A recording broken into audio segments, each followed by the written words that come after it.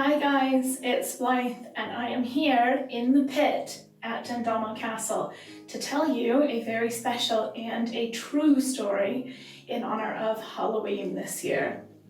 In 1618, Margaret, wife of a wealthy merchant in Irvine called Archibald Dean, got into a fight with her husband's brother called John and his wife Janet, when the pair of them accused her of theft.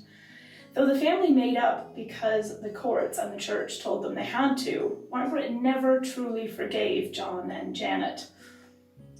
Shortly after the fight, John, Margaret's brother-in-law, set sail in his own ship for France.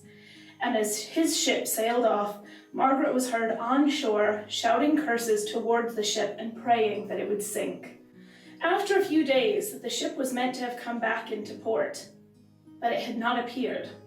And a mysterious man appeared in town and told the townspeople that he had knowledge that the ship had sunk, and he blamed Margaret and her curses, though with no proof, no one believed him. But a few days later, two men who had been aboard the ship appeared and confirmed that the ship had sunk off the coast of England, and most of the men aboard were dead.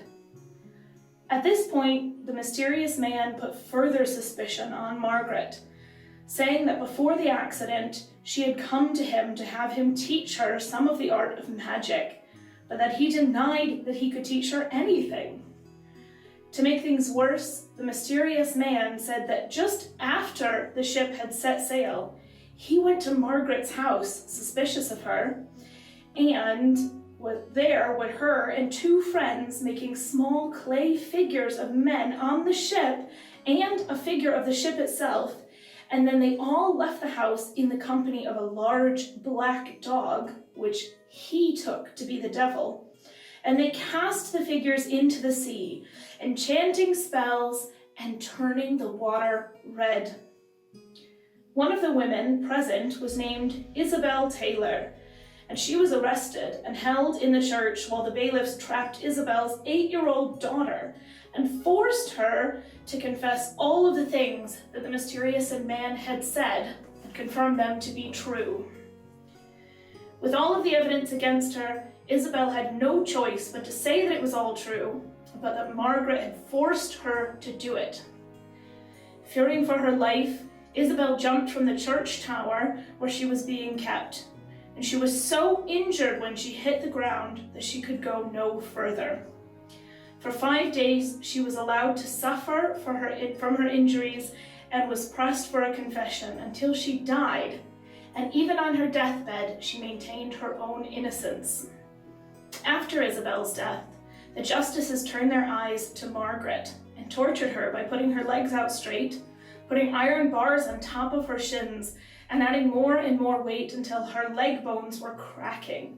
The pain was so great that she confessed just to get them to stop. Though as soon as they took the bars off her, she told the justices that her confession was all a lie. It was too late, however, and the jury found her guilty of witchcraft, and she was burned at the stake for her crimes. Margaret was only one of 20 women who were tried for witchcraft in Irvine in the 1600s, and only 4 men were tried. While none of these men or women were held in this dungeon, at least 2 accused witches from Dundonald were held here. In the 1600s, hundreds of people were tried and put to death across Scotland, mostly women, as there were many superstitions around women, especially strong women who didn't meet society's expectations. Intelligent women who had their own professions, especially brewers or medicine makers, were often seen as in possession of the knowledge of the devil, and women would be the first to be accused in the case of mysterious crimes. Take the story of Margaret, for example, where both Isabel and Margaret were persecuted for their supposed crimes, but the mysterious man, who had knowledge of the ship sinking before anyone else, was left free.